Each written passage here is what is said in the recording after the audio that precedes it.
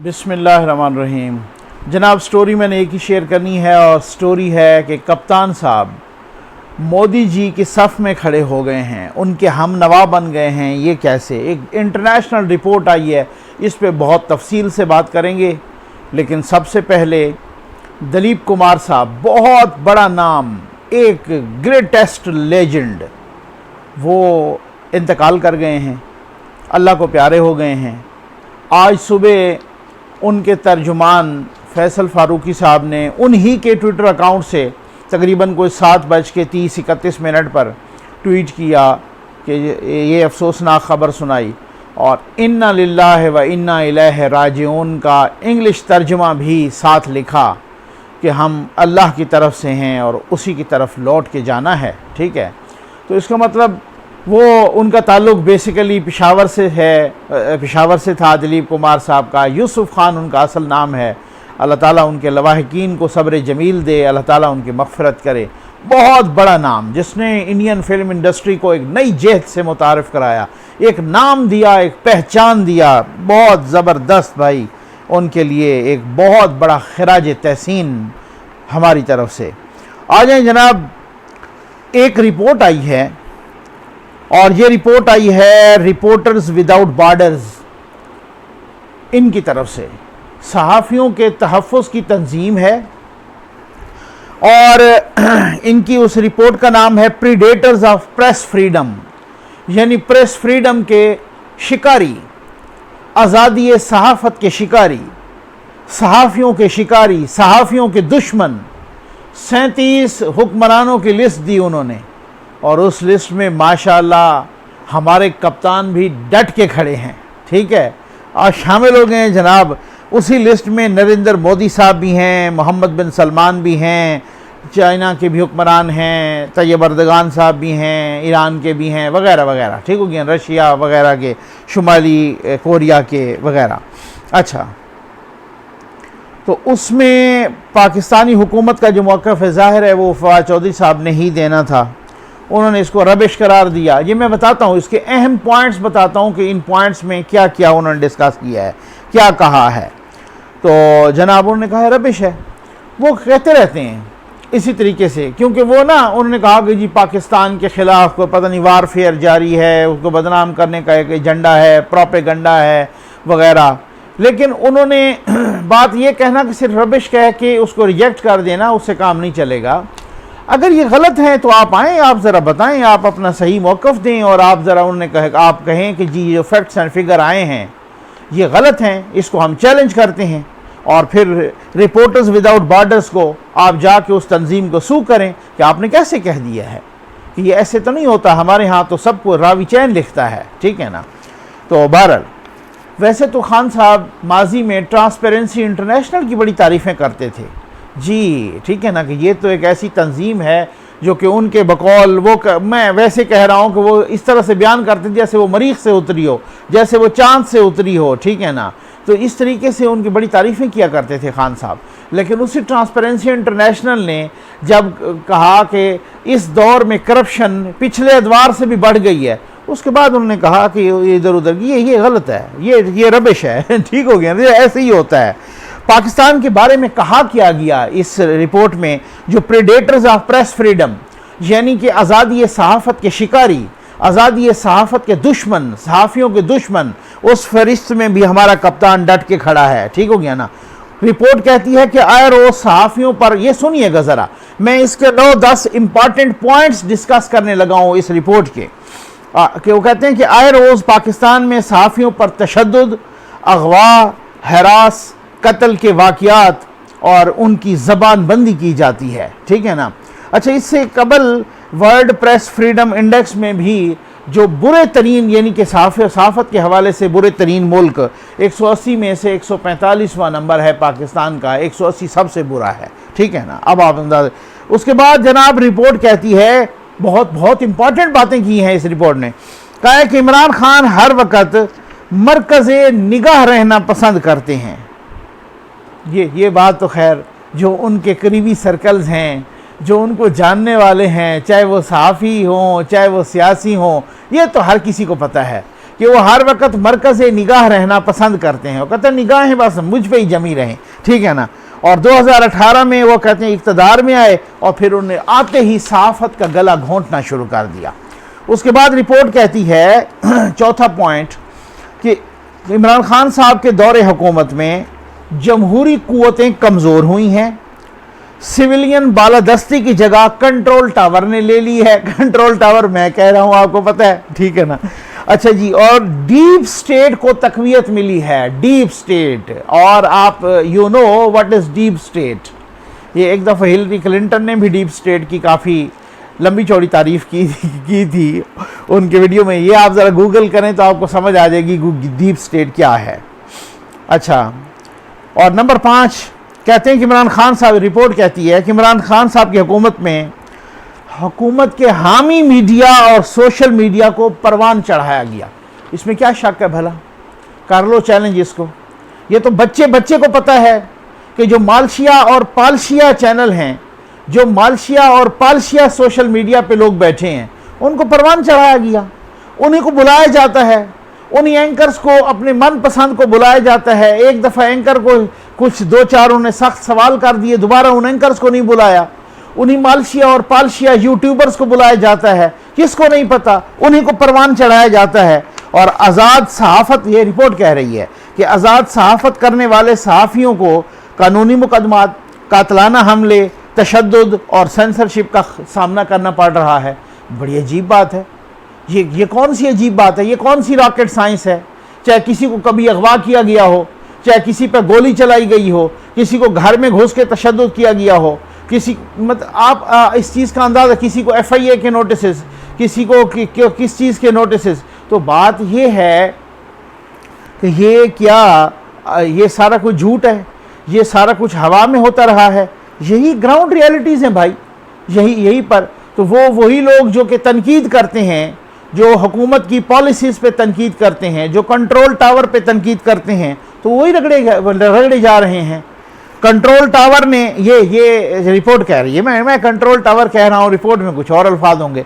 Control tower ने सहाफ़त को हर तरह से दबाने की कोशिश की ये इस हुकूमत में। और फिर नंबर 7 पे कहते हैं कि इमरान खान का दौरे हुक्मरानी, ये पॉइंट टू बी नोटेड, बहुत ही अहम बात है। कहते हैं ये इससे सख्त बात क्या हो सकती है। कहते हैं कि रिपोर्ट कहती है, ये 7 नुक्ता मैं बयान कर रहा हूँ, कि इमरान खान का दौरे हुक्मरानी माजी की आमराना हुकूमतों की याद दिलाता है।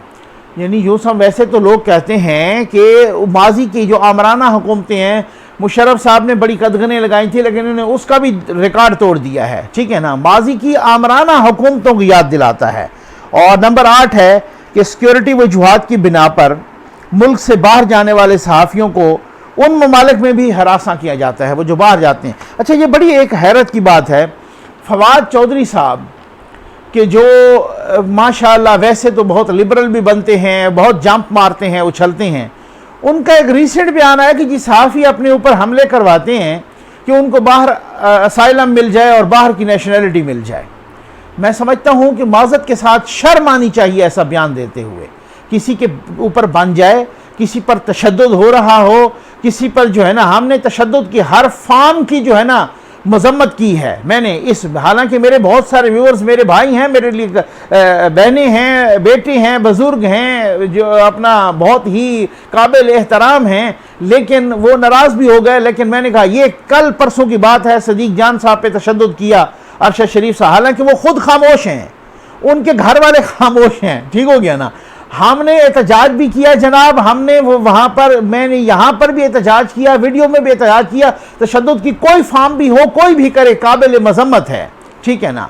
लेकिन बात यह है कि भाई तो उनको भी लग पता गया होगा कि जिनके लिए वो दिन रात बैठ के कौन कौन सी बातें कर रहे हैं, उनके कलाबे मिला रहे हैं ज़मीन आसमान के उनकी तारीफ़ों में, उन्होंने एक ट्वीट तक नहीं किया। ये समझ आ गई होगी बहुत सारों को, अब समझ आ रही है with the passage of time.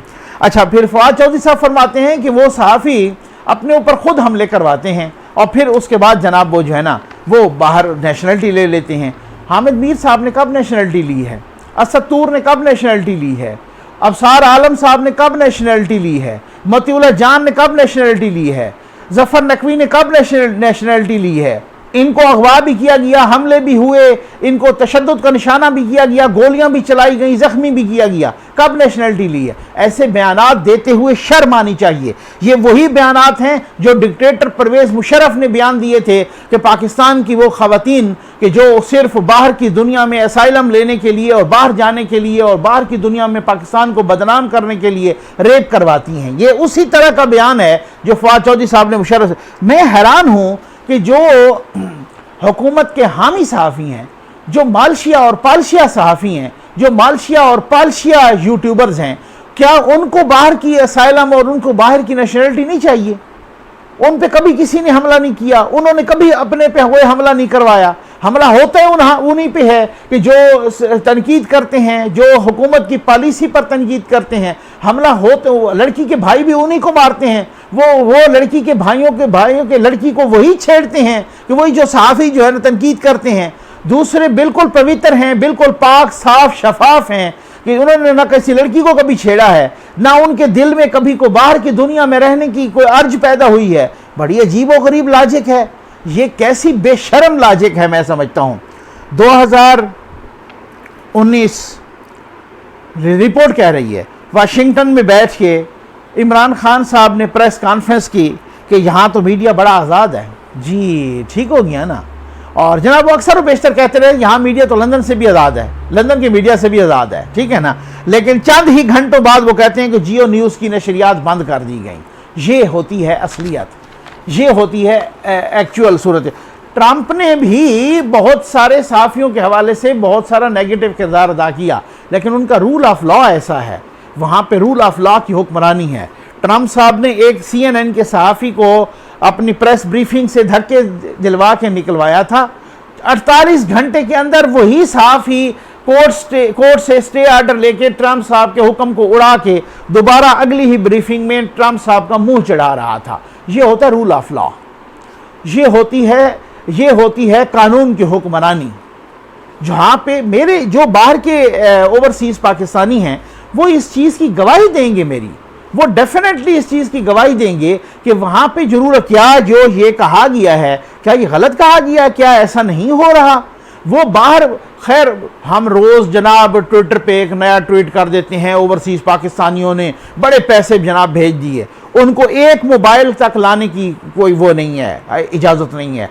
उनके कोरोना में हमने क्या किया, वो बेचारे बीमार वहाँ पे कसमा पुरसी की ज़िंदगी, वहाँ पे अकेले मरते रहे, वहाँ पर हमने फ़्लाइट्स बंद की और फिर जब खुली तो फिर उसके बाद 3-3, 4-4 गुना टिकट्स, उस पर वीडियो कर चुका हूँ, लोगों ने अक्स भी जो आए थे मुझे टिकट्स के, ठीक है ना, 4-4, 6-6, 10-10 गुना उसको महंगा करके। अभी क्या हो रहा है, मुझे एक ओवरसीज़ उनके प्लाटों पे आए रोज़ यहाँ पे कब्ज़ा हो रहा है, मुझे बाहर से वो कह रहे हैं कि जनाब वो कोई बेवा है, कोई क्या है, वो जमा पूंजी वहाँ से करके यहाँ पर प्लाटों पे कब्ज़ा हो जाता है और यहाँ पे फिर जो है ना मतलब उनके को कब्ज़ा छुड़वाने वाला नहीं होता। ये उनके मसाइल। आपको उनका पैसा भी चाहिए, आपको उनका वोट भी चाहिए, वोट भी उनको हर हल्के में तकसीम करके चाहिए, क्योंकि पाकिस्तानी कौम को तो असलियत का पता चल गया है ना कि जहाँ पे आलू प्याज चीनी और तो आप सालन को तो छोड़ दें, आप खाली रूखी रोटी खाने के काबिल नहीं रह गया गरीब। ये हालात पैदा हो गए हैं। इस वजह से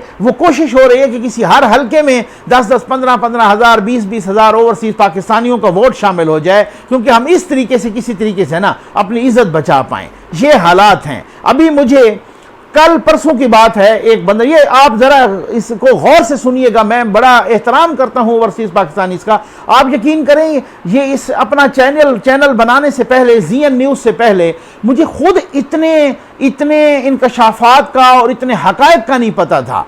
40-40 साल से वो रह रहे हैं लोग, 30-30 साल से वो रह रहे हैं, हमसे ज़्यादा मोहब्बत करते हैं पाकिस्तान से। उसका मैं आपको एक अभी बात सुनाता हूँ, आपको रोना आ जाएगा, यकीन कीजिए।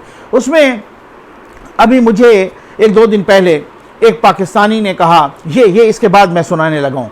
एक पाकिस्तान ने कहा कि नकवी साहब आप देखें कि यही टाइम होता है, बच्चों की छुट्टियां होती हैं, हमने जाना है पाकिस्तान, इतनी लिमिटेड फ्लाइट्स और उसमें इतने लिमिटेड लोग, पता नहीं को 20% 30% कितने बिठाए हुए। तो मेरे बच्चे की शादी है, हम कब से तैयार हैं, फिर हमारी यहाँ पे छुट्टियां भी ख़त्म हो जाएंगी, बच्चों की छुट्टियां भी ख़त्म हो जाएंगी जनाब, तो फिर उसके बाद जो है हमने आना है। और ये हमारे लिए ये हालात हैं कि हमने कब से टिकट एक दफ़ा किया कैंसिल हुआ, एक दफ़ा किया कैंसिल हुआ, फिर अभी तक हम जो है ना नहीं आ पा रहे। पता नहीं वो हम वो डेटें भी रख के बैठे हैं जनाब, तारीखें भी। और सर ये हालात हैं ओवरसीज़ पाकिस्तानियों के। आप यकीन करें, इस तरह की मोहब्बत करने वाले लोग हैं। एक बंदे ने मुझे फ़ोन किया, मैं शुरली छोड़ने वाला बंदा नहीं हूँ, वो बंदा सुन रहा होगा, उन्होंने ओवरसीज़ पाकिस्तानी में है, वो मेरे मोहतरम हैं, वो सुन रहे होंगे। उन्होंने मुझे फ़ोन किया कि नकवी साहब अगर वो इजाज़त देंगे तो मैं यकीन करें उनका क्लिप जारी कर दूंगा, अगर उन्होंने इजाज़त दी तो। ये नहीं है कि मैं शुरली के तौर पे, मुझे रोना आ गया उनकी बात सुन के। मैं काफ़ी देर तक इस पे सोचता रहा। मैंने कहा यार क्या बात है, पाकिस्तान से ऐसे शख्स की मोहब्बत को सलाम है। उन्होंने कहा नकवी साहब जब ये वाक़या हुआ, ये फरवरी 2019 में यही इंडिया के साथ, तो कहते हैं कि आर्म्ड फोर्सेस में है मेरा बेटा, ठीक है ना। अच्छा, तो मैंने उसको यहाँ से फ़ोन किया, मैंने कहा कि बेटा आपने फ्रंट लाइन पे रहना है, पीछे नहीं रहने।